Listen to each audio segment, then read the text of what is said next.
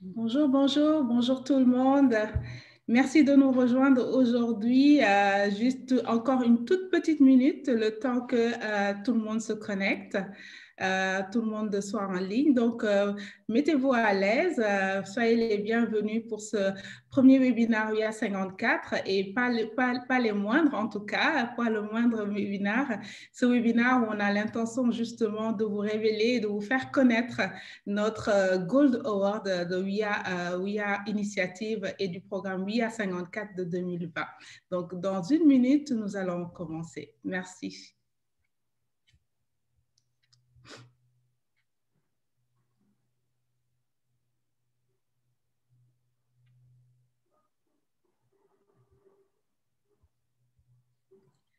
Alors, je vous suggère de nous mettre dans le chat d'où vous nous écoutez, de quel pays vous nous écoutez, de quelle belle capitale vous nous écoutez. Ça nous ferait énormément plaisir de savoir, parce que vous le savez bien, WIA est une grande communauté qui va au-delà des frontières africaines, une belle communauté internationale. Donc, on serait très ravis de savoir d'où vous nous écoutez. Nous sommes aussi en live sur la page Facebook WIA pour permettre à un plus large auditoire de suivre ce webinaire.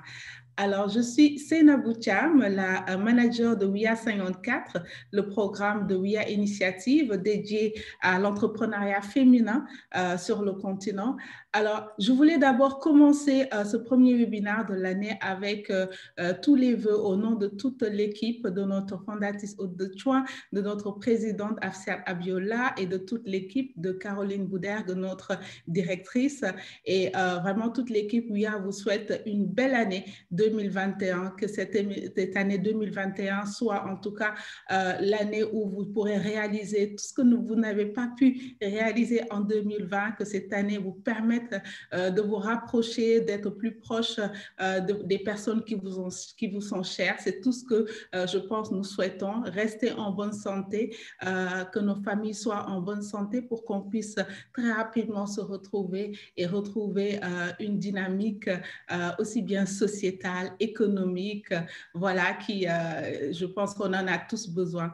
Je suis aujourd'hui sur ce webinaire en collaboration, en partenariat avec Orange et Orange Sénégal, qui est aussi un partenaire très fort de Women in Africa, qui nous accompagne depuis les premières années, et avec Myriam Fournier, que vous aurez l'occasion justement de découvrir très vite. Alors, je voulais d'abord aussi faire une petite introduction parce que cette année 2021 est une année spéciale pour nous. Nous avons 5 ans et vraiment, nous sommes extrêmement fiers de pouvoir dire qu'aujourd'hui, 5 ans après nos débuts, nous avons pu construire ce réseau justement de femmes extraordinaires et notamment plus de 49 ambassadrices qui sont réparties partout dans le monde. Et bien sûr, nous couvrons presque plus de 45 pays africains, mais nous sommes aussi représentés aux États-Unis, en Angleterre, en France, aux Pays-Bas et en Amérique du Sud. Et nous sommes soutenus depuis le début comme le partenaire que nous avons aujourd'hui, Orange bien sûr, mais avec vraiment des partenaires historiques qu'on tenait aussi à remercier. Donc, par exemple, le cabinet Roland Berger qui nous accompagne chaque année sur ce programme VIA 54 et qui nous a aidé à recevoir plus de 9000 projets pour nos appels à candidature et nous avons pu accompagner plus de 175 femmes qui sont vraiment dans des secteurs structurants de notre économie africaine, dans l'éducation, la santé, l'agriculture, le digital, l'environnement, la fintech, les industries créatives, de la beauté et culturelle, etc. Et bien sûr, nous avons pu, avec Deloitte, un partenaire avec qui nous travaillons sur le mentoring, accompagner 78 binômes l'année dernière. Et bien sûr, nous avons, et aussi avec notre partenaire Inetum, avec qui on a pu aussi travailler sur des webinaires qui permettent justement de rendre beaucoup plus accessible tout ce qui est nouvelles technologies. Alors, avant ce Covid qui nous a un peu éloignés physiquement, bien sûr, les uns des autres, nous avions pu réaliser 3 sommets internationaux avec plus de 2000 personnes qui représentaient environ 90 pays, plus de 250 speakers. C'est vraiment une belle fierté, ces sommets qu'on a pu réaliser, et aussi les études que chaque année avec Roland Berger, nous coproduisons pour justement permettre à tous les acteurs de mieux cerner les challenges, en tout cas les contours de l'entrepreneuriat féminin en Afrique. Mais cette pandémie aussi nous a permis, nous aussi, en tant que structure, de nous challenger, de nous découvrir et de découvrir aussi d'autres ressources. Et nous avons, en 2020, réalisé plus de 37 webinaires. C'est énorme. Et avec plus de 31 000 personnes qui nous ont suivis partout dans le monde. Donc, on vous remercie énormément de cet engagement, de cet engouement. Et pour remplacer le sommet annuel à Marrakech cette année, une belle innovation, l'émission que nous avons aussi coproduite avec TV5 Monde, Femmes d'entreprise, une révolution africaine, dont le replay est bien sûr disponible sur notre chaîne YouTube. Et grâce à cette émission, nous avons pu toucher plus de 60 millions de foyers dans le monde sur ce thème. Donc, bienvenue à vous aujourd'hui pour ce webinaire de la rentrée pour la révélation de notre Gold Award. Je suis en compagnie de Rokhaya Solange Ndir. Bonjour Rokhaya. Bonjour Seynabou, comment vas-tu? Ça va très bien et toi? Bien, merci. Bonjour également à tous les internautes qui nous regardent ce matin. Bonjour à Myriam. Alors, Rokhaya n'est pas seulement notre ambassadrice de Women in Africa au Sénégal. Rokhaya est la chef de département de la responsabilité sociétale d'entreprise de Sonatel Orange. Elle pilote une équipe de chefs de projet qui lui permettent en fait de mettre en œuvre la stratégie RSE de la Sonatel Orange au Sénégal, et notamment dans des axes bien définis qui sont la préservation de l'environnement et du bien communautaire, et sont aussi ils contribuent fortement à la mise en œuvre du plan numérique Sénégal, du plan numérique qui va jusqu'en 2025. Et bien sûr, Sonatel Orange est un partenaire privilégié des startups, des incubateurs et de tout l'écosystème entrepreneurial au Sénégal et dans la sous-région. Donc, après des études internationales à Paris, vous avez et l'ISM de Dakar, vous avez rejoint le Sénégal où vous avez pu travailler pendant près de 19 ans dans le domaine de la télécommunication avec Sonatel, avec 10 ans au niveau du marketing grand public. Vous êtes une grande défenseuse ou défentrice, je ne sais plus quel mot. Défenseuse, je crois. Voilà. Je pense, hein?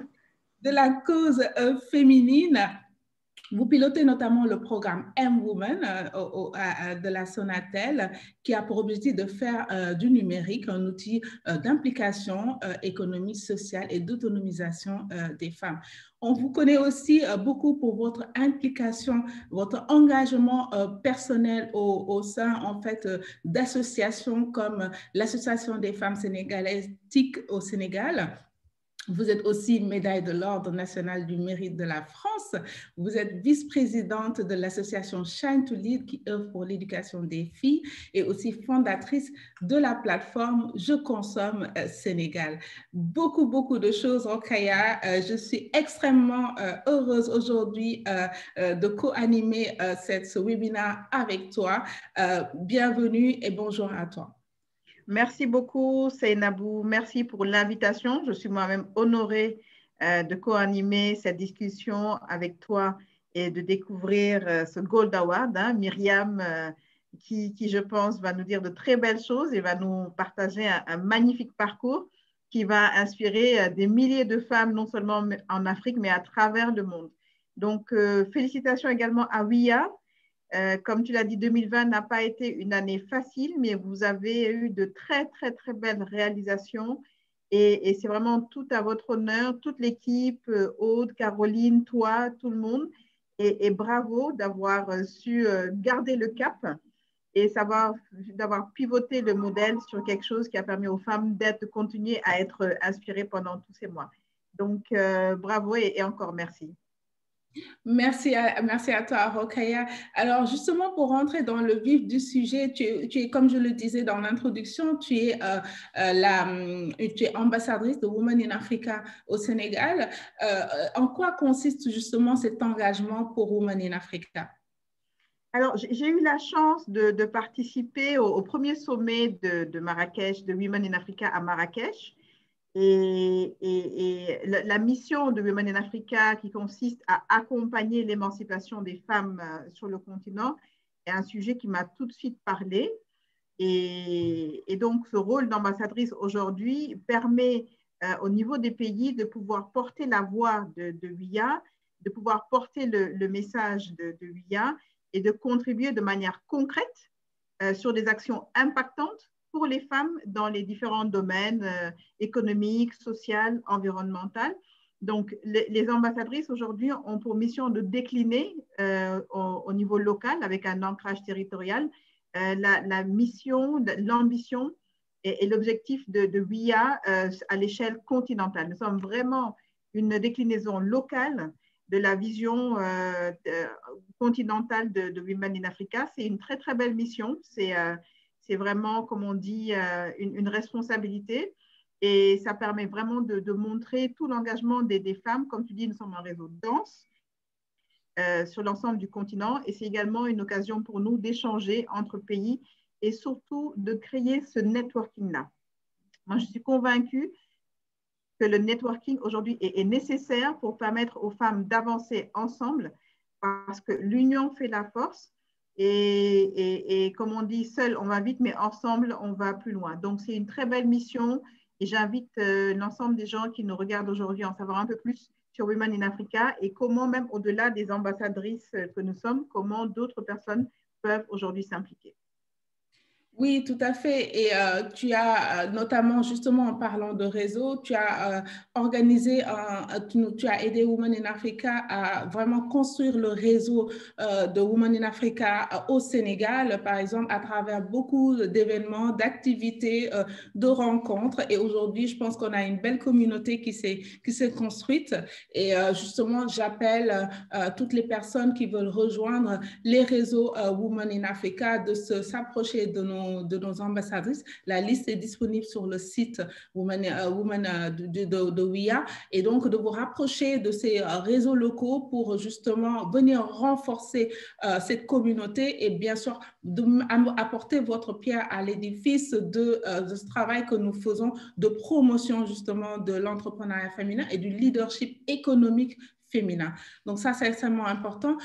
Aussi, je pense qu'avec Orange, il y a beaucoup de synergie, puisqu'il y a aussi une grande implication de Orange, même au niveau, on va dire, global, concernant l'entrepreneuriat féminin. Est-ce que tu peux nous dire quelques mots justement sur cet engagement-là de Orange vis-à-vis de ces causes? Tout à fait, c'est Nabou. Donc, Orange s'est très tôt engagé aux côtés de WIA. Parce que justement, la vision et l'ambition de Women in Africa correspond à également la vision et à l'ambition du groupe Orange sur son footprint Afrique. Il faut savoir qu'Orange est présent dans 17 pays sur le continent africain et la stratégie M-Women dont tu as parlé tout à l'heure, dont l'objectif est de faire du numérique un outil d'autonomisation pour les femmes et une stratégie qui est totalement en cohérence avec les missions de Women in Africa. Donc, à commencer par notre président directeur général, M. Stéphane Richard, qui, je pense, avec qui tu as partagé il y a quelques semaines un plateau sur TV5 pour justement parler de cet engagement pour les femmes africaines. On a vu une synergie entre les deux institutions et c'est ce qui, justement, a donné cet engagement depuis le début aux côtés de Women in Africa pour donner vie à cette ambition-là à travers des projets qui vont directement aux femmes.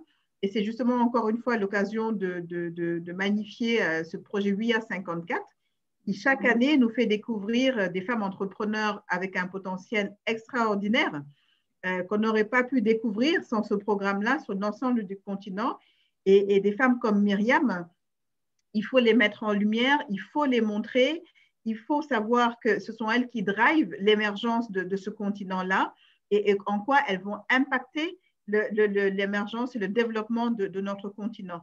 Donc, We Are 54 est extrêmement structurant. Moi, je ne connais pas d'autres programmes de ce type sur le continent. Et donc, il faut pouvoir continuer à le développer. Et ce développement-là pourra se faire avec des partenaires comme Orange, comme d'autres groupes qui croient en cette mission-là et qui croient en la femme africaine sur le continent. Tout à fait, Rokhaya, et tu rejoins justement une citation de toi qui le dit tout le temps, que l'Afrique est le continent du 21e siècle et les femmes en sont l'avenir en sont son avenir et sa chance, pardon. Donc aujourd'hui, bien sûr, Myriam ne va pas déroger à cela.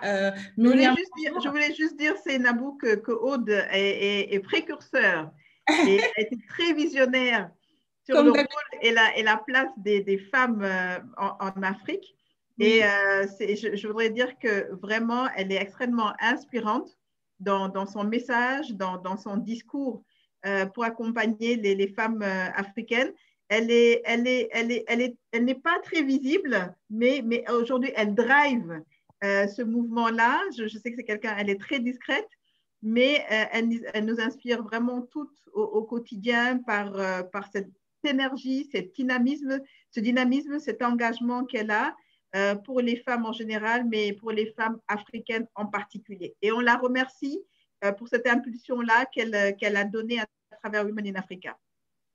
Tout à fait, Rokhaya. Merci en tout cas pour cela. Je pense que le message est passé et que ça la touche énormément parce qu'elle y croit et elle fait énormément de choses justement pour œuvrer pour les femmes africaines. Bon, alors, on va introduire sans plus tarder Myriam. Bonjour Myriam. Bonjour Seynabou, bonjour Rokhaya, bonjour à tous les participants et les participantes. Ravie d'être avec vous ce matin. Tu nous parles d'où aujourd'hui? Je vous parle de l'une des plus belles villes du monde, Alger. Je suis sortie du bureau pour sécuriser la connexion Internet. Et donc, je suis dans l'un des très beaux hôtels avec une très, très belle vue sur la baie d'Alger. Ah bah, on va essayer de profiter pendant ce temps qu'on est avec toi de cette ville, de cette plus belle ville du monde. Mais on va aussi, on nous suit aussi d'autres belles villes. On nous suit je vois Ouagadougou, j'ai vu Madagascar dans le chat Facebook, j'ai vu aussi Togo. Donc, et aussi la région PACA en France. Donc, je pense qu'on nous suit aujourd'hui d'un peu partout dans le monde. Et justement, pour revenir à toi, juste quelques lignes pour te présenter, donc pour permettre à notre auditoire de mieux te connaître. Donc, avant d'être la fondatrice de Sungi, Myriam, tu es d'abord une femme d'affaires, tu es ingénieur financier dans la banque d'investissement et tu as exercé ce métier à l'étranger, à New York, au Japon, à Paris, à Munich, et aussi tu as vécu en France, mais tu es née à Alger et c'est ton pays de cœur, comme on te l'entend dire si bien en nous disant que tu es dans la plus belle ville au monde. Tu es extrêmement concerné par les questions de pollution et tu as voulu t'engager pleinement pour réduire les émissions de CO2. Et c'est en travaillant au Japon et en Allemagne que tu as été convaincu que l'énergie solaire, tu as été convaincu par l'énergie solaire car tu as eu la chance de voir à quel point ces pays étaient avancés dans le développement de l'énergie solaire. Et c'est là que tu as décidé de fonder Sungi et pour que cela aussi se réalise en Afrique. Tu es une conférencière internationale et tu es pleinement engagée dans l'autonomisation des femmes pour un monde bien meilleur. Tu as reçu de nombreux prix et distinctions internationaux pour ces deux engagements et pour tes réalisations réussies. Et aujourd'hui, je pense qu'on ne s'est pas trompé en t'ayant choisi comme notre Gold Award de 2020 pour cette promotion. Et j'ai vraiment un grand plaisir à ce que Rokhaya puisse mener cet échange avec toi pour nous permettre de mieux connaître qui tu es et bien sûr que fait Sungi, aussi bien pour l'Afrique et pour tout, en tout cas pour l'émergence économique de notre continent. Donc, Rokhaya, Myriam est tout à toi. Merci Seynabou. Alors moi, déjà Myriam, on a fait connaissance il y a quelques jours et j'ai été ravie de découvrir une femme pleine d'énergie, pleine de dynamisme et surtout une énergie qui est contagieuse, comme on dit, un positive thinking. Donc Myriam, rebonjour. Rebonjour Rokhaya. Nous allons échanger pendant quelques instants ce matin par rapport à ton profil. Tout d'abord, toutes mes félicitations pour le Gold Award que tu as reçu de Women in Africa. Merci beaucoup. Et je pense que c'est vraiment mérité. Durant cet entretien, nous allons justement faire découvrir aux internautes ce magnifique projet qui est Sungui. Et avant de commencer à parler de Sungui, est-ce que tu peux nous en dire un peu plus sur ton parcours ? Qui est Myriam et qu'est-ce qu'elle a eu à faire jusqu'ici? Je sais qu'il y a beaucoup de choses, mais on va aller sur l'essentiel. Merci beaucoup, Rokhaya. Je te renvoie le compliment sur l'énergie et d'ailleurs à Seynabou aussi, parce que quand on échange de l'énergie, il faut bien qu'il y ait un récepteur et un émetteur. Donc, à la fin, ça fait des synergies et c'est pour ça que je suis ravie d'être là. Ravie, et je fais un petit clin d'œil à Aude, bien sûr, qui a permis aujourd'hui tout ça. C'est dans sa grande folie et dans sa grande audace qu'aujourd'hui, on peut être accompagnés tous ensemble. Et effectivement, je suis boostée par ces deux combats sur l'environnement et le Women Empowerment pour une raison toute seule. C'est que je suis persuadée que c'est par ces deux biais-là que le monde ira mieux, qu'on a un peu de retard quand même et que pour protéger la planète, il faut des femmes, il faut des hommes bien sûr, mais il faut des femmes parce qu'on prend soin par nature de notre environnement, de notre famille, de notre communauté. Si ça passe en plus par l'entrepreneuriat, c'est des choses qui vont être utiles et pérennes à la communauté. Myriam Fournier-Cassimi. Alors, je suis née à Alger, j'ai fait le voyage à 6 mois, mes parents sont entrepreneurs, j'ai grandi en Picardie, dans un village qui fait moins de 1500 habitants, donc on était hyper libre, toujours à la campagne dehors. Très vite, je me suis confrontée à la vie parisienne pour faire des études supérieures et je me suis ennuyée très rapidement en fac de droit. Donc, j'ai plutôt capitalisé sur une expérience qui me permettait de payer mes études. Donc, j'étais dans la restauration, serveuse. Ensuite, j'ai passé les échelons. Je suis devenue manager très tôt, à 20 ans, et je gérais une équipe d'une quarantaine de personnes, quasiment masculines, et plutôt plus vieux que moi. Et ça m'a donné beaucoup d'occasions d'apprendre la gestion du temps, la gestion du stress, de la priorité client, mais aussi qu'il faut se prendre en main et pouvoir faire ce qu'on aime et comme on l'aime. Ce métier-là m'a beaucoup plu parce que vraiment, on est en direct des personnes et des gens et on a beaucoup de rigueur et d'excellence à avoir dans ces métiers qui sont très durs. Je me suis ennuyée au bout de 6 ans, l'arrivée de mon premier enfant. Je reprends donc mes études en école de commerce, où du coup, je travaille la journée à l'école et je travaille le soir dans la restauration. Et puis en dernière année, j'inverse la chose en faisant un master américain en finance de marché. Et donc, cette fois-ci, je travaille dans la banque la journée et je vais à l'école en IMSF le soir. Tout ça pour dire qu'avec de l'envie et avec de l'ambition, il faut croire à ses rêves et pouvoir avancer. C'est les messages que je veux passer aujourd'hui parce que nous sommes nos propres freins, que ce soit la tradition, que ce soit la société, que ce soit les religions, les valeurs, les principes, le système éducatif. On nous dit toujours, on va vous mettre dans des cases. Et moi, j'ai un parcours assez atypique. Je ne rentrais pas dans les cases. Donc, je suis rentrée par la porte, par la fenêtre, selon ce qu'on me laissait comme ouverture. Voilà. Après, donc, j'ai fait une quinzaine d'années plutôt dans la banque d'affaires en tant que patronne des risques opérationnels. On mettait en place un certain nombre de choses. Et puis, ça m'a emmenée effectivement vers des contrées très exigeantes pour aller parler à des régulateurs, pour mettre en place un certain nombre de process. Mais je trouvais qu'à un moment donné, j'étais plus suffisamment utile. Ça ne me plaisait pas trop tout le temps. Et puis, comme beaucoup, j'ai eu un chef un peu misogyne ou un peu trop pas au bon niveau. Donc, c'était l'occasion pour moi d'aller reprendre mon espace de liberté et créer et faire des choses en quoi je crois. Donc, l'engagement pour les femmes et l'engagement pour l'environnement. Et ça passe par l'énergie solaire, par passion. D'accord. Alors, un parcours extrêmement riche et diversifié. On est même tenté de dire que l'entrepreneuriat est quelque chose d'un peu inné chez toi, qu'on voit tout le parcours que tu as eu. Donc, 15 ans en entreprise. comment on se lève un beau jour et on se dit, je quitte l'entreprise, je vais créer ma propre entreprise, surtout au bout de 15 ans. Et est-ce que ce passage en entreprise a été vraiment une valeur ajoutée pour toi pour pouvoir te lancer et voler de tes propres ailes? Oui, alors ça, je te remercie pour la question parce qu'effectivement, ça ne vient pas comme ça un matin, on se lève et le lendemain, on crée sa boîte. C'est tout un parcours, surtout quand on a des obligations, on a des crédits, on a des enfants, on a des écoles à payer. Bon, il faut prendre le risque. Donc, c'était quand même maturé, structuré. Avant ça, j'ai pris des tickets, des participations dans un certain nombre d'entreprises. Mon père est entrepreneur, on a nous-mêmes les enfants fait une espèce de LBO pour reprendre les activités. Donc, on a toujours un peu baigné là-dessus. Après, ce que je recommande aujourd'hui pour passer ces messages, c'est qu'il faut que l'idée, elle soit non pas juste dans la tête, que ce soit un rêve, mais que ça passe vraiment au niveau du deuxième cerveau.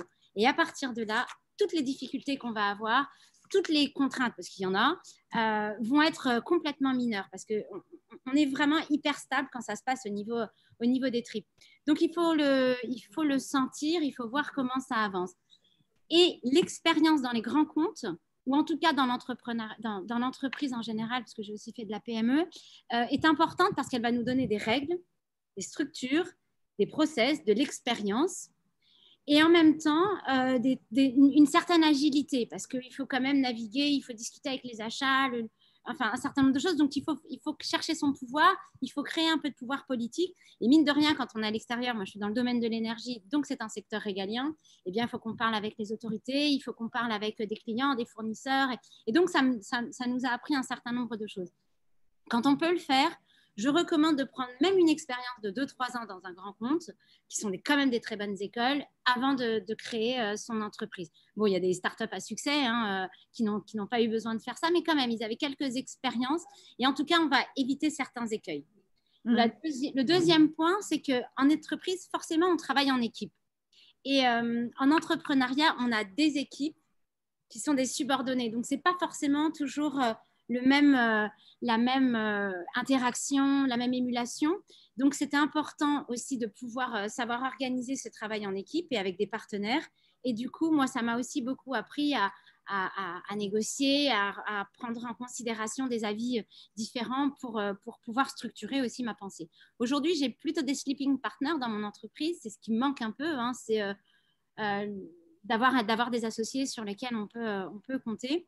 Donc, la solitude de l'entrepreneur, elle va passer par ces réseaux d'entrepreneurs. Et je refais un clin d'œil à Seynabou et à WIA parce que cette année, c'est vrai que ça nous a aidés derrière nos Zooms ou nos Teams, mais à avoir régulièrement des rendez-vous, d'échanger, d'entendre des entrepreneurs au Kenya qui avaient les mêmes galères que nous ou qui avaient les mêmes succès. Donc, c'est vraiment fondamental. Tout à fait. Alors, tu as dit quelque chose de fondamental, c'est qu'aujourd'hui, l'expérience en entreprise permet d'avoir des règles, de se structurer et d'avoir des process.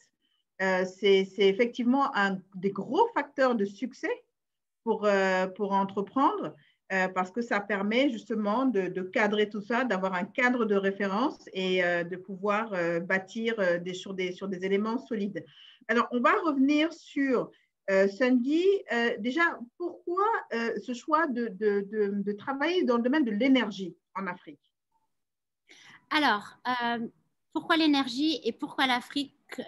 J'ai souhaité être davantage utile. J'ai beaucoup d'engagements extérieurs, sociétaux, et voilà, c'est vraiment des combats que je mène depuis longtemps, mais je me disais que ça n'allait pas assez vite ou que je n'avais pas assez d'impact, ou qu'en tout cas, je n'y mettais pas suffisamment de mes ressources, donc les ressources rares, du temps, de l'argent et de l'énergie. Eh bien, c'était vraiment par conviction et par passion. Et l'Afrique et l'énergie, c'est là où on a besoin. L'Afrique a toutes les ressources naturelles et on peut toutes les citer, mais ce n'est pas la peine que je vous donne les grands agrégats, vous les connaissez. Et on n'a toujours pas d'électricité. Dans certains villages, les agriculteurs galèrent, les industriels galèrent, le service tertiaire galère. Moi-même, aujourd'hui, je suis venue ici pour du digital, mais on a de l'électricité, mais on a encore des micro-coupures. Or, ce besoin primaire, comme l'alimentaire et la santé, sont nécessaires pour le développement et pour le développement des femmes. Donc, je me suis dit, comment je peux apporter ma touche? Alors, bien sûr, il y a plein d'autres secteurs. Il faut de la finance, il faut de la logistique, il faut des flux. Mais moi, j'ai choisi ce secteur-là par passion et par conviction et parce que je ne comprenais pas que l'Afrique, qui a pourtant des taux d'ensoleillement qui vont faire qui pourrait faire jalouser pas mal d'autres contrées, notamment en Europe, n'a toujours pas accès à l'énergie solaire. Donc, ça passe par du market education, ça passe par de la sensibilisation, ça passe par la baisse des prix. Donc, c'est la stratégie qu'on a prise aujourd'hui où on adresse des multinationales et en faisant des volumes, on va baisser les prix, on le constate déjà, pour permettre l'accès à l'énergie à plus grand monde.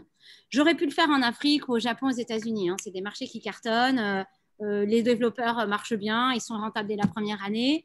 Bon, moi, j'ai choisi la difficulté africaine, mais parce que je me sens utile ici et que quand je vois que j'ai apporté de l'énergie dans le désert, à Adrar, ou bien à Goléa, ou bien en Algérie pour l'instant ou d'autres, on sent qu'on a vraiment permis à des acteurs économiques d'avoir accès à cette énergie pour le développement futur.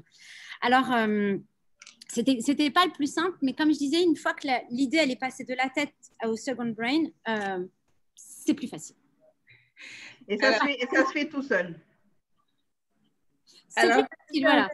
Et si tu permets, Rokhaya, justement pour appuyer tout ce que Myriam vient de partager avec nous, je te propose justement de regarder son passage sur l'émission TV5 où justement elle présente Sunji et aussi tout son engagement. Parfait, merci Seynabou.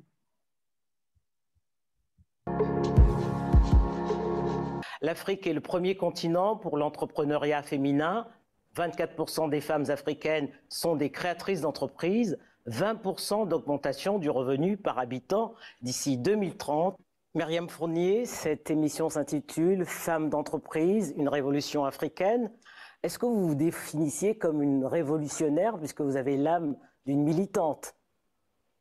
Alors effectivement, j'aurais envie de citer déjà une philosophe contemporaine, Améziane Nora, qui dit qu'en fait, nous les femmes, nous portons la révolution dans notre corps, même dans nos tripes. Nous sommes les vecteurs du changement. Ce ne serait-ce que par la biologie, si on se réfère également au livre de Simone de Beauvoir. Nous avons régulièrement tous ces changements et nous les portons et nous sommes capables effectivement d'apporter aujourd'hui en Afrique cette révolution. S'agit-il d'une révolution, pour répondre à votre question, dès lors qu'il s'agit d'un changement profond d'une société, ou pour reprendre le terme physique, dès lors qu'il s'agit d'un mouvement périodique de l'astre autour de son orbite, oui, je considère faire partie de ce monde de femmes africaines révolutionnaires. Alors quel message vous avez envie d'adresser aux femmes du monde, et en particulier à celles d'Afrique qui ont l'envie d'entreprendre? Allez-y. Croyez en vous, parce que le seul frein que vous avez, c'est vous-même. Et dès lors qu'on est dans ce réseau accompagné par ses sponsors, accompagné par Hôte de Thuin et tous ceux qui nous supportent aujourd'hui et qui nous soutiennent, on se rend bien compte qu'effectivement, on est utile, on a besoin de nous et c'est tout à fait possible. Nous sommes aujourd'hui 54 plus 9 femmes à démontrer que c'est possible dans un continent dont on sait qu'il a à faire face à de très beaux et de très nombreux challenges, mais que nous sommes sur le terrain, courageuses et qu'on apporte des résultats concrets à ceux en quoi on croit. Mon rêve, c'est que chaque femme, chaque homme puisse disposer de cette ressource inépuisable, l'énergie solaire, partout là où il en a besoin. Je suis Myriam Fournier-Cassimi. J'ai créé Sunji. C'est une équipe d'ingénieurs engagés et passionnés. Nos clients sont des entreprises responsables. Nous leur permettons d'accéder à une nouvelle génération d'énergie solaire dont on a besoin pour un développement durable. Demain, Sunji continuera d'accompagner les multinationales sur les pays où elles sont déjà implantées, mais également en Afrique, là où elles ont vocation à se développer. Grâce à elles et à ces volumes d'affaires, le prix de l'énergie solaire va baisser. Ça permettra ainsi à une population plus élargie d'avoir accès à cette énergie fiable. Ce sont les femmes qui vont prendre soin de l'Afrique en entreprenant. Grâce à notre détermination, notre courage, notre force, mais également notre sourire, nous allons rendre l'Afrique prospère et de façon durable.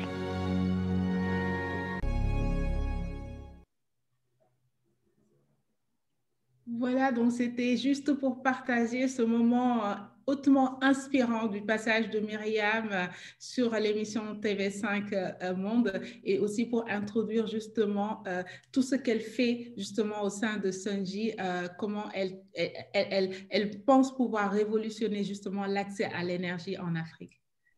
Tout à fait, Seynabou, comme tu dis, c'est très, très inspirant. Et on a vu quelques images de tes équipes, hein, Sanji, de Sanji Myriam.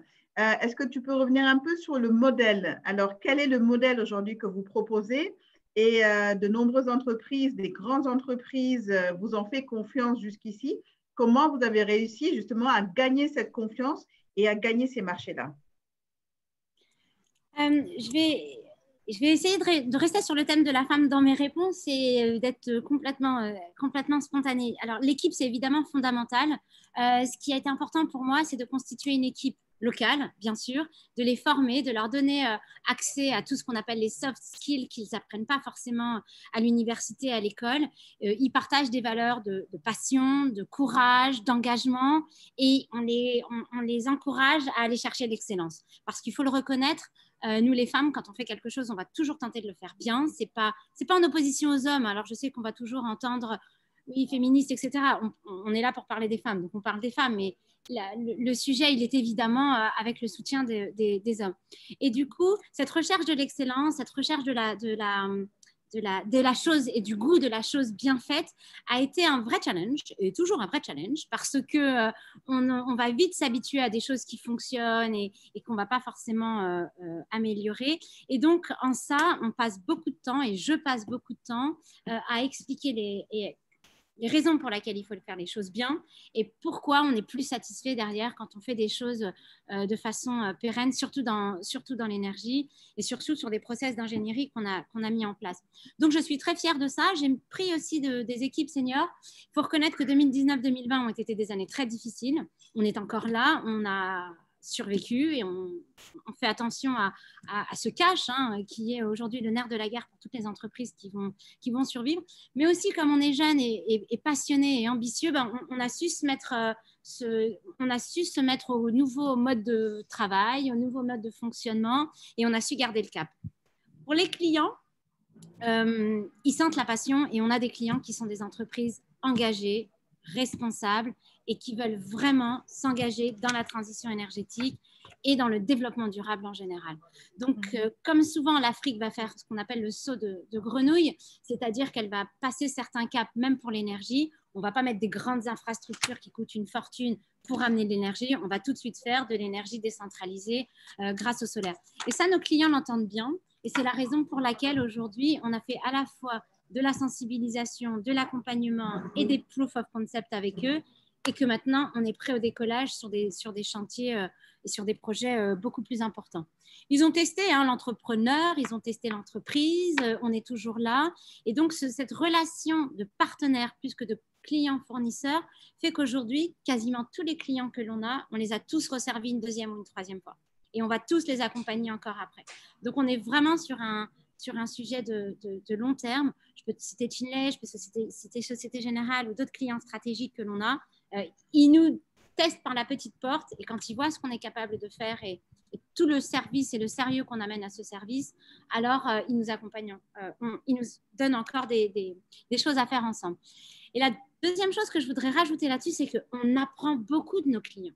On apprend beaucoup de ce réseau. On apprend beaucoup des problèmes d'énergie. Et du coup, on est innovant parce qu'à chaque fois, on va proposer des modèles de rupture quasiment adaptés à ce que le client a besoin. Quand on est dans l'industrie pharma ou quand on est dans le service bancaire ou quand on est sur des bases vie de oil and gas, par exemple, ou des mines, à chaque fois, c'est des besoins électriques et d'énergie qui sont un peu différents.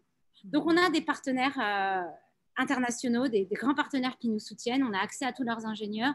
Et nous, les nôtres, ici, on doit toujours avoir justement ces chakras assez ouverts pour aller chercher du changement, pour aller chercher de l'innovation et de la rupture. Et c'est passionnant, mais ça nécessite beaucoup de rigueur, beaucoup de soins à apporter aux études que l'on fait pour pouvoir rester agile et aux pointes de la techno. Parce que ce qui se passe, et l'Afrique y a le droit, et ça, je le revendique et je l'apporte, c'est un secteur qui va très, très vite.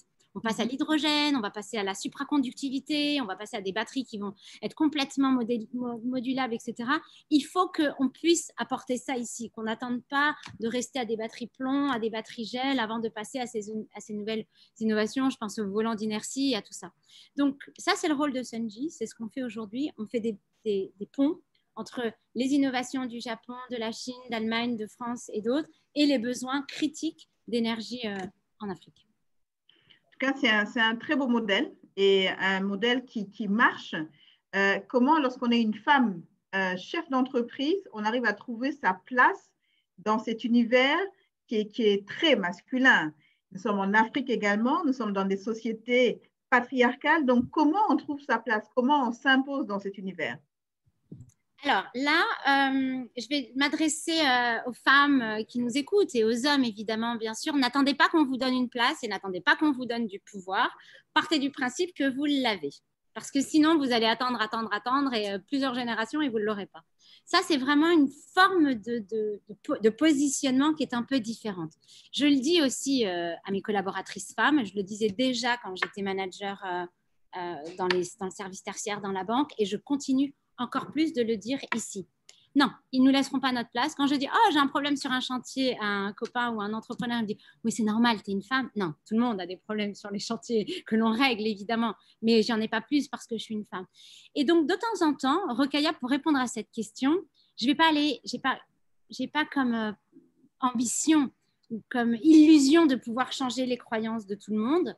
Donc, ils ont des croyances limitatives, ce sont les leurs. Quand je vois que vraiment ça passera pas parce que j'ai des boucles d'oreilles et du vernis, très bien. Ils veulent de la testostérone ou des cheveux blancs, je leur envoie de la testostérone et des cheveux blancs si besoin. Je sais faire ça aussi. Je sais tout à fait m'adapter. Par contre, ce sera des méthodes de ventriloque, c'est pas grave, ils me verront pas, je serai derrière. De la même façon, pour certains accès avec des partenaires étrangers, on a un double handicap parce qu'on est des Africains et parce qu'on est des femmes. Bien pareil, je les renvoie dans leurs propres croyances limitatives. Si vous croyez qu'on monte à des palmiers et manger des bananes, déjà vous vous trompez, les bananes ça ne pousse pas dans les palmiers, on va juste vous rappeler les bases et ensuite on va vous expliquer que nous on sait faire l'Afrique parce que nous sommes africains, on est tout à fait capable de prendre du savoir-faire, de la compétence, des idées, des produits, mais on connaît notre marché, ne nous donnez pas de leçons et venez ici pour comprendre notre culture, notre façon de travailler. Oui, il y a des obstacles que vous n'avez pas ailleurs, mais on connaît nos marchés et on sait les adresser. Donc, dans toutes ces croyances limitatives, j'aime bien parler de deux choses. Le premier, c'est que j'ai développé, j'espère qu'il marche encore, un filtre à con. Et ce filtre à con, il faut le nettoyer régulièrement. Il est là un peu dans votre esprit, parfois dans vos tripes, parce que mine de rien, on est sujet à la critique, donc elle peut nous ternir. Donc, j'essaye de nettoyer régulièrement ce filtre à con et de me concentrer sur toutes les énergies extrêmement positives que j'ai. J'ai plein de femmes dans mon réseau qui nous supportent. On le voit sur les réseaux sociaux. Il y a ce programme, il y en a d'autres. Il y a des talents. Je veux me concentrer là-dessus. Des hommes aussi, bien sûr, qui nous supportent. Et j'ai envie d'oublier ces énergies négatives. Le deuxième point qui est très important, c'est ce que fait WIA aussi et d'autres réseaux de femmes. C'est ce que j'appelle le collier de perles. On va se jeter des fleurs. Nous sommes des perles. Oui, pourquoi pas. Ben oui, mais on est plus forte si on est en collier. C'est-à-dire qu'on a cette espèce de lien qui nous rend beaucoup moins vulnérables. Et du coup, l'idée, c'est de se mettre des échelles, vous voyez, pour pouvoir s'entraider, être solidaires entre nous. Donc, promouvoir juste publier quelque chose, acheter un produit plutôt qui a été fait par une femme, etc. On a besoin d'accélérer toute cette solidarité autour de nous. Et qu'on la structure. Parce que le vrai problème aussi des femmes, c'est d'abord les femmes. Aussi, c'est notre problème à nous. Et le problème des femmes africaines, c'est les femmes africaines. On va pouvoir, et en tout cas ce sur quoi on peut agir à mon sens. On pourra trouver plein d'autres causes de nos obstacles, de nos difficultés, mais traitons déjà les nôtres. Tout à fait. Alors j'aime beaucoup cette expression collier de perles. C'est la première fois que je l'entends et c'est une très, très belle image justement de cette solidarité féminine qu'il faut qu'on puisse avoir pour avancer ensemble au-delà de cette solidarité féminine qui va nous permettre de massifier de l'engagement et l'implication des femmes. Il faut aussi qu'on pense à tirer nos petites sœurs, à être des modèles pour nos filles parce qu'elles sont la génération future et elles vont prendre le relais. Cette relève, il faut la préparer. Donc, toi, quel est ton engagement justement par rapport à l'entrepreneuriat féminin en termes d'héritage? Qu'est-ce que tu aimerais laisser pour tes enfants et surtout quel message pour les jeunes filles et les jeunes femmes? Alors, j'espère que ça va pas paraître prétentieux. Ça fait 15 ans à peu près que je suis dedans parce que j'ai moi-même bénéficié de ces inspirations et que qu'est-ce que ça fait du bien d'entendre qu'une femme elle a réussi juste parce que, enfin, et ses obstacles et ses galères juste parce qu'elle a cru en elle. Et moi, ça m'a beaucoup structuré dans mon parcours. L'idée, c'est d'avoir aujourd'hui du temps, de l'énergie, parfois même un peu d'argent pour aller accompagner ces femmes. Donc ça, je ne dis quasiment jamais non. Quand on m'invite à des conférences où il va y avoir des jeunes filles ou bien que c'est sur un thème de l'entrepreneuriat féminin, bon, je regarde évidemment les organisateurs et tout ça, mais globalement, je dis oui plus facilement. Le reste, on est un peu tous sollicités. Bon, c'est des choses où j'y vais pas. Même pour vendre Sanji, j'y vais moins facilement. Pourquoi? Parce que, encore une fois, Rokhaya et Seynabou, je suis convaincue, je suis habitée par cette cause. Le monde ira mieux s'il y a plus de femmes qui en prennent soin, que ce soit dans les institutions publiques, que ce soit dans les universités, que ce soit dans les écoles d'ingénieurs, que ce soit dans les positions politiques. Kamala Harris, on ne peut pas s'empêcher de lui faire un grand coucou et un grand bravo aujourd'hui avec leur institution hier. Il nous en faut. Donc, si moi, quand je touche un auditoire de 300 personnes, il y a une personne que j'ai convaincue, je suis déjà hyper fière, hyper contente. Si elle-même, derrière, elle va toucher 3000 personnes et elle en convaincra une, on aura fait un job extraordinaire sur cette parité-là.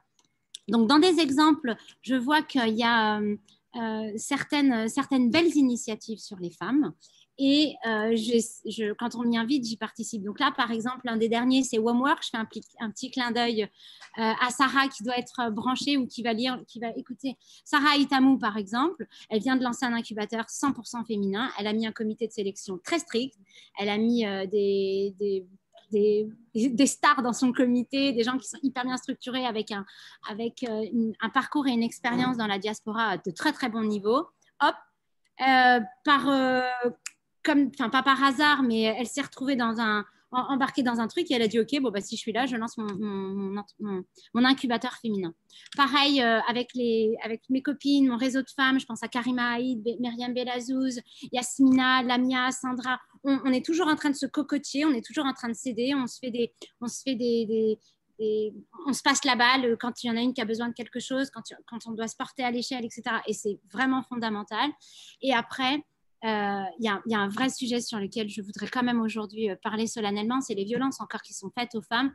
Donc, je suis aussi très engagée sur ce thème-là parce qu'on est encore, à cause de notre corps et juste à cause de notre genre, victimes. Alors oui, on va me dire, il y a des mecs qui sont victimes aussi. D'accord, chacun de ses causes. Moi, mon combat, c'est celui-ci. Et là, on a, à mon sens, beaucoup de régression. Et la place de la femme dans la société, même en Europe, pour moi, je la vois régresser. Quand on nous dit comment on doit s'habiller, est-ce qu'on doit mettre un voile, des crops, est-ce qu'on doit mettre des choses, enfin, ça veut dire qu'on commence encore à toucher à notre corps et qu'on ne dispose pas de notre corps. Chacun fait ce qu'elle veut et foutez-nous la paix là-dessus. Donc ça aussi, dès que je peux, c'est des pétitions, c'est des vidéos, c'est des engagements, c'est des marches dans la rue, je lâche rien là-dessus. En Algérie, il y a 2 ans, avec Karima, il y a une fille qui courait pendant le ramadan sur la plage. Et évidemment, il y a des garçons qui sont venus l'embêter à la fin. Elle a été au commissariat, c'est un gendarme ou un commissaire qui lui a dit « Qu'est-ce que tu fais à courir à cette heure-là à la plage? Tu devrais être au fourneau. » Donc, il a refusé sa plainte. À cette heure-là, tu devrais faire la cuisine pour tout le monde. On a tous pété un câble. Sur les réseaux sociaux, on a été tout de suite 20 000. Sur la plage, on était quand même quelque chose comme 500 ou 1000. Il y avait beaucoup d'hommes. Et on a dénoncé ça. Ça a été la première page dans les journaux. Voilà, bah là, c'est clair que moi, je suis sur les premières lignes pour m'engager sur ces thèmes-là. Et il y a beaucoup à faire. Oui, il y a encore beaucoup à faire. Et Covid, justement, a exacerbé beaucoup ce sujet-là sur les violences basées sur le genre. On a vu que sur la question des femmes, de manière générale, on a eu un recul avec cette crise sur pas mal de sujets. On a des acquis qui sont menacés sur l'autonomisation des femmes, sur leur rôle, sur la place, sur les violences. Et donc, on doit, comme tu l'as dit, redoubler d'efforts pour pouvoir déjà maintenir ces acquis-là et pouvoir aller de l'avant. Et c'est tout l'intérêt justement d'avoir des réseaux comme Women in Africa, d'avoir de l'engagement des grands groupes qui soutiennent la cause des femmes, du secteur public, secteur privé. La mobilisation de tous est vraiment nécessaire. Alors, Seynabou, j'ai l'impression qu'on a un peu explosé le temps, mais est-ce qu'on peut encore poser une question à Myriam?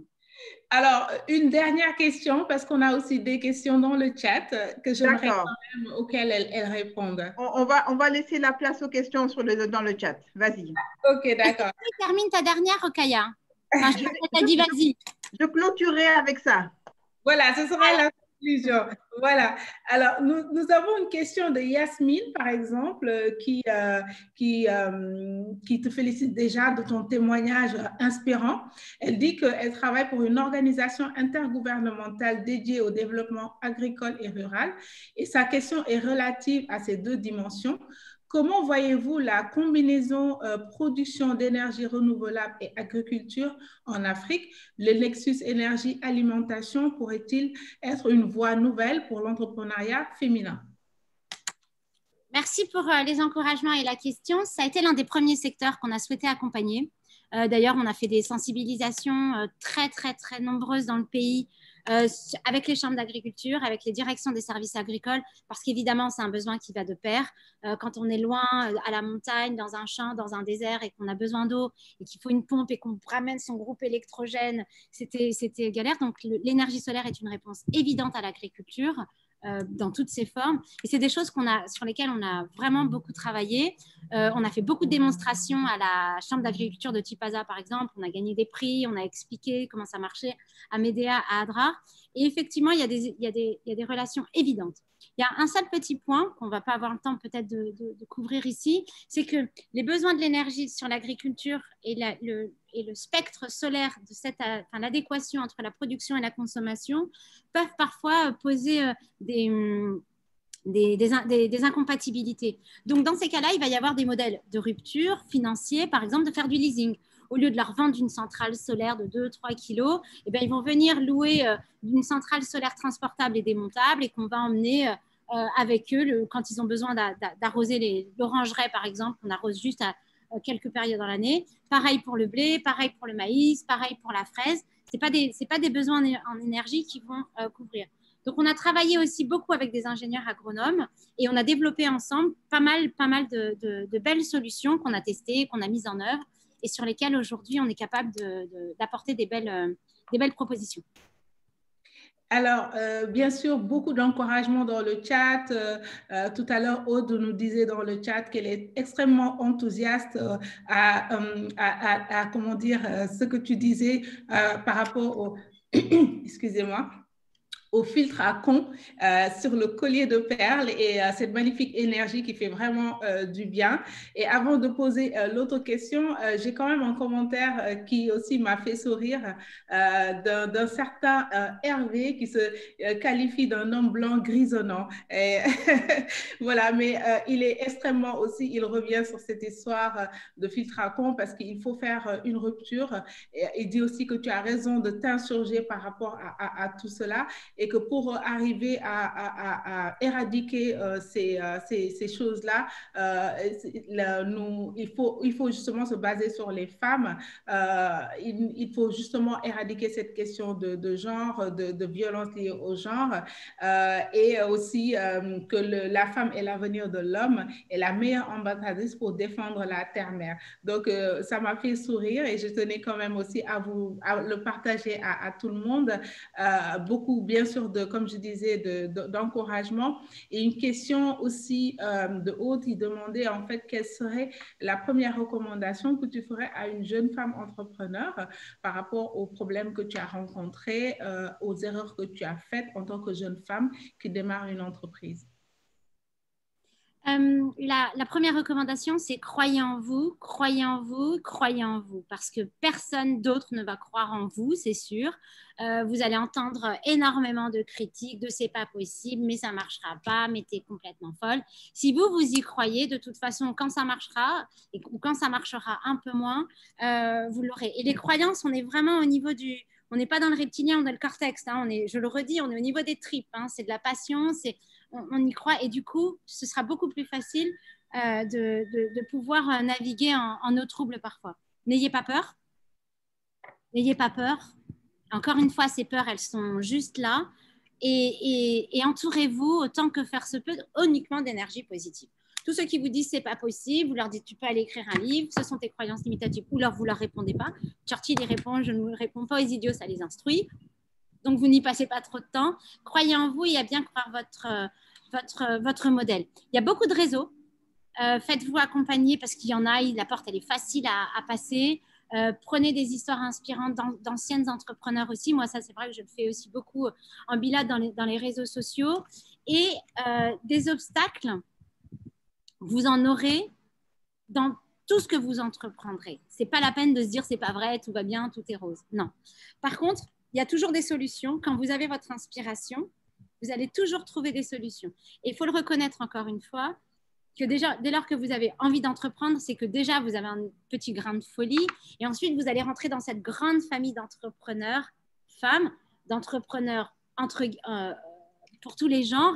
Et on a besoin aussi de s'inspirer, de savoir qu'un tel a eu une galère, un tel a eu un succès, et donc de s'encourager. Donc ça, c'est fondamental de se mettre dans un ou plusieurs réseaux. Moi, j'appelle ça des constellations de réseaux de femmes. Il y a le World Economic Forum, il y a le Women Economic Forum, il y a WIA, il y a Empower Billion Women, il y en a vraiment plein. Et en fait, toutes ces constellations de réseaux sont tous utiles. Voilà, il n'y a absolument pas de compète. Et vu tout ce qu'il y a à faire, on n'est pas encore assez nombreuses pour pouvoir justement croire et avancer. Donc, je pense qu'on arrivera justement à des jonctions et à couvrir la totalité du problème. Juste la toute dernière question avant de te laisser conclure, Rokhaya, avec Myriam. Alors, Awa nous demande dans quel pays tu as pu déployer.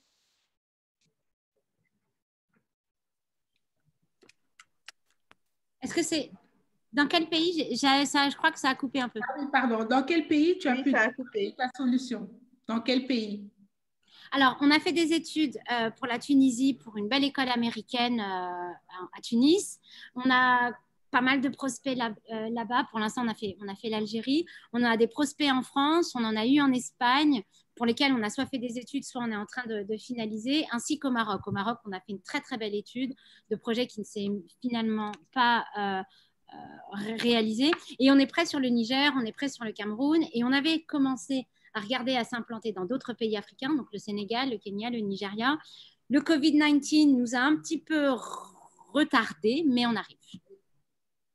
Super. Donc, Rokhaya, je te laisse conclure. Il y a un message aussi, je pense, Myriam, ça te fera chaud au cœur, de Dikra, qui nous dit qu'en fait, qu'elle a choisi une filière. Elle a commencé à croire que la filière qu'elle avait choisie, que c'était foutu parce que c'était difficile. Elle est dans le photovoltaïque, le solaire photovoltaïque. Mais en entendant le discours et même le pouvoir des femmes, ça lui donne envie de mieux travailler et que c'est possible d'être ce qu'on veut. Voilà.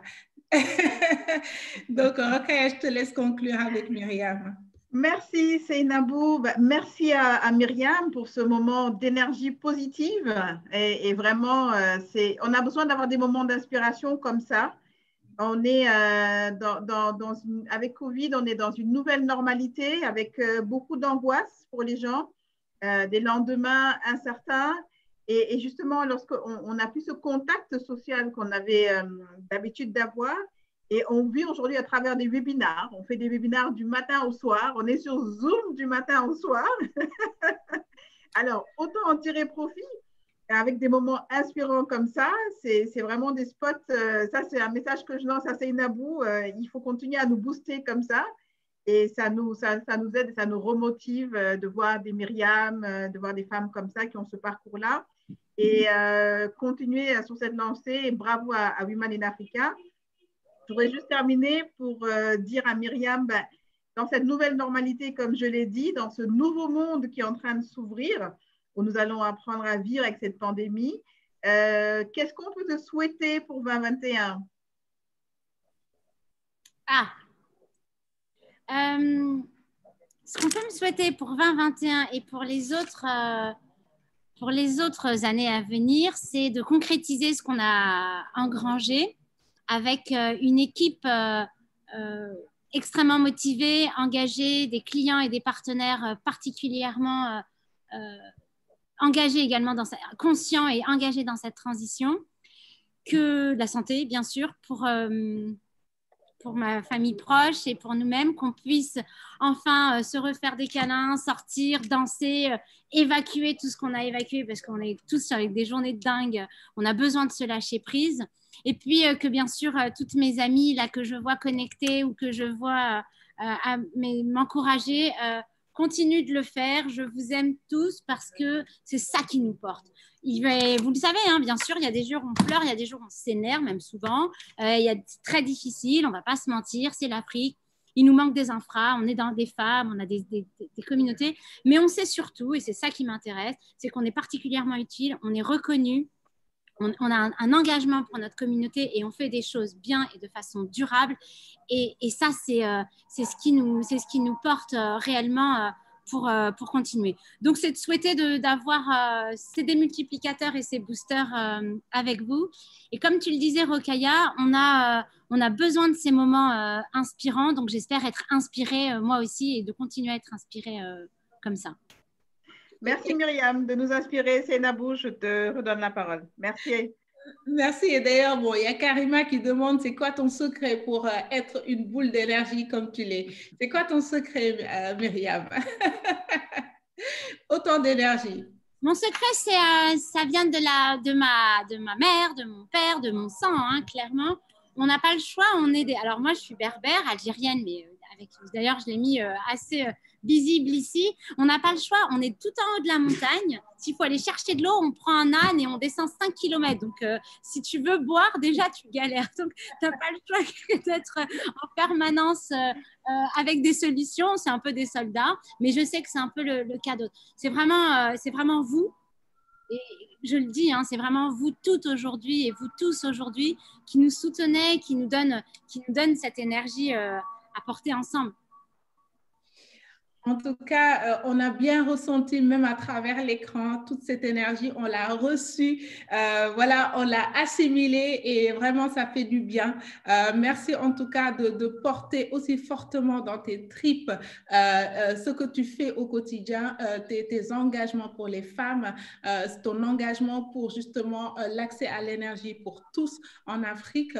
Vraiment, Myriam, on te remercie et on est extrêmement fiers de t'avoir cette année comme porteuse de drapeau pour cette promotion 2020 et vraiment, je pense que tu leur rends honneur avec tout le travail que tu fais. Merci beaucoup, Rokhaya, de nous avoir accompagnés pour ce webinaire d'entrée.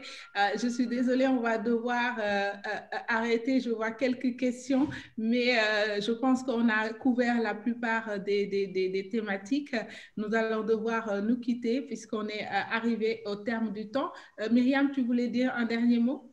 Oui, merci de me donner cette occasion, Seynabou. Merci beaucoup, Rokhaya. Il faut qu'on s'organise plein de conf call, de catch-up call, il faut juste le mettre dans les agendas et après on le fait. Un peu plus sérieusement et solennellement, je voulais vraiment remercier les sponsors de ce programme et leur dire que WIA fait et joue le rôle d'un service public, d'une mission de service public qui est fondamentale. L'entrepreneuriat féminin, c'est la clé, une des clés, mais c'est la clé pour sauver l'Afrique, pour faire en sorte qu'on ait un développement durable. On va créer des emplois durables. On n'a que des projets qui aident les communautés. Regardez, les 54 projets, c'est que des choses qui sont utiles tout de suite et concrètes à la communauté d'abord, que ce soit aux enfants, que ce soit à la santé, que ce soit à l'énergie, que ce soit à l'accès aux soins, etc. Et ce que vous faites, chers sponsors, sous le haut patronage de Aude De Thuin et de son équipe brillante qu'elle a capitalisée autour, que ce soit Seynabou, que ce soit Geoffrey, que ce soit Caroline et tous ceux que j'ai eu l'occasion de rencontrer, c'est très concret ce que l'on a. On a des actions très fréquemment, on a des accompagnements, on a des boosters, on a des accès à des coachs, à vraiment beaucoup de choses et c'est très concret. J'ai eu la chance d'être dans beaucoup d'autres programmes que je trouve aussi particulièrement intéressants, mais la spécificité de WIA, c'est vraiment, on est entre entrepreneurs femmes, on est sur tout le continent africain et il y a une énergie et il y a une structure et il y a une organisation qui est vraiment, vraiment pour nous très, très impactante. Donc, merci, chers sponsors. Je pense qu'il faut qu'on démultiplie tout ça Et je voulais vraiment vous donner mon témoignage, que c'est très concret, que ça nous aide énormément et que ça nous booste pour porter cette mission d'ordre public, de service public. Bah, en tout cas, merci beaucoup Myriam. Et franchement, avec des lauréates comme toi, c'est extrêmement facile de faire du bon travail, vraiment. Merci beaucoup encore. Justement, pour faire la transition, il y a Tiziri qui demande par quel moyen vous pouvez être utile à WIA. Vous pouvez rejoindre le réseau tout simplement, rejoignez le réseau. On lance très fréquemment des appels à contribution, des appels à mentor, des appels à coach, des appels voilà, à partenariat. Donc, suivez nos réseaux et bien sûr, je suis persuadée que vous trouverez un moyen de vous impliquer. Bien sûr, vous pouvez nous envoyer un mail si vous avez une proposition à l'adresse email contact@wiainitiative.com pour justement nous sommes vraiment très ouverts à cela. C'est un réseau d'entraide et donc toutes les bonnes volontés sont les bienvenues en termes de partenariat. Et pour conclure, justement, je vous disais que cette année aussi est une année particulière pour nous, pour Women in Africa, car nous avons 5 ans. Et aujourd'hui, plus que jamais, nous avons établi des objectifs extrêmement ambitieux, comme le sont toutes ces femmes entrepreneurs africaines, comme vous avez pu voir avec Myriam aujourd'hui. Nous avons comme ambition de multiplier vraiment tout ce que nous faisons, de passer de 9 000 entrepreneurs qu'on a pu toucher dans nos programmes à 25 000, d'accompagner plus de 1000 startups, de vraiment créer des hubs encore plus, de travailler aussi à la promotion de cet entrepreneuriat féminin en créant de plus en plus de contenu accessible par le grand public avec notre partenaire TV5 Monde, et aussi bien sûr d'agrandir cette communauté sur nos réseaux sociaux, cette communauté de nos ambassadrices, les communautés aussi de jeunes femmes leaders avec ce programme Young Leader que nous portons, et aussi bien sûr cette communauté de mentors qui nous accompagnent au quotidien. Et pour cette année 2021 aussi, le gros challenge, le défi que nous nous lançons, c'est de lancer notre premier fonds d'investissement dédié à l'entrepreneuriat et aux entrepreneurs africains. Donc, c'était quelques mots pour finir vraiment cet acte de, comment dire, de vœux pour nous, pour vous tous. Et nous comptons justement sur vous tous pour grandir ensemble. Vous avez pu voir comment nous avons évolué depuis les débuts de Women in Africa. Et aujourd'hui, on est extrêmement fiers de pouvoir vous annoncer qu'on va justement continuer à booster l'entrepreneuriat féminin. Merci Myriam de nous avoir fait profiter de cette belle vue. Voilà. Merci beaucoup encore, Kaya, pour ton implication et toujours de répondre, en tout cas présent à chaque fois que nous te sollicitons. Merci beaucoup. Je vous souhaite à tous et à toutes qui nous écoutez une très bonne journée et bien sûr une très excellente année 2021. À très bientôt. Merci beaucoup. Merci Seynabou. Merci à tous. Au revoir. Au revoir.